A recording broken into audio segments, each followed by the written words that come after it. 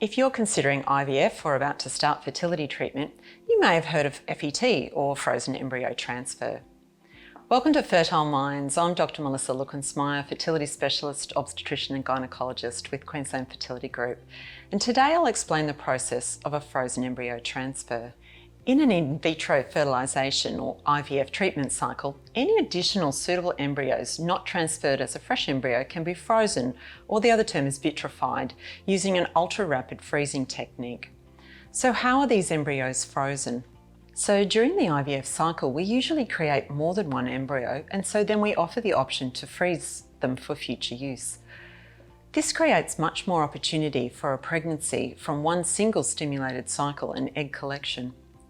We can store your embryos for many years.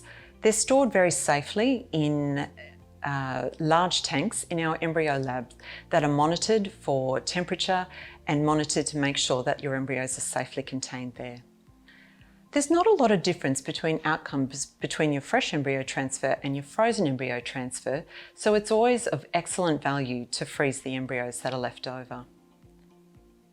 There are some other reasons that you may want to freeze some embryos and not actually go ahead and achieve a pregnancy.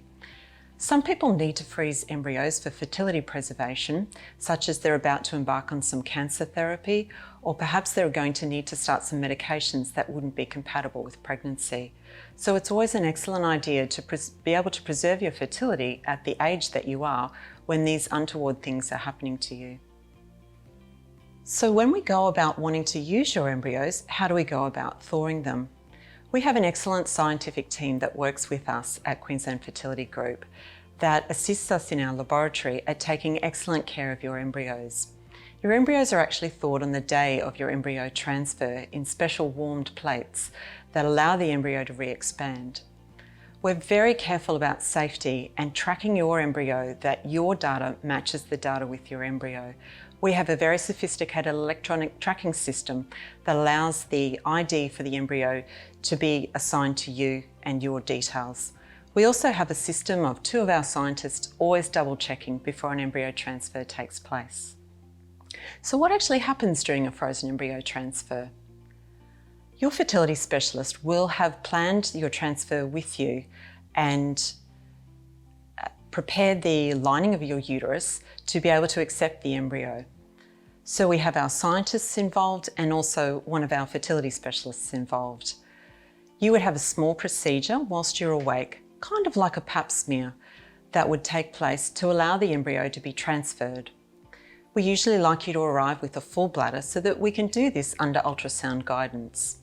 The embryo transfer is just some mild discomfort and it's over and done with in just a few minutes. After the embryo transfer, your fertility specialist will prescribe some medications that will be continued after your transfer that will be individualised to your own needs. A lot of people get very worried after their embryo transfer that as soon as they get up or they exercise or they jump around, that embryo is going to fall out.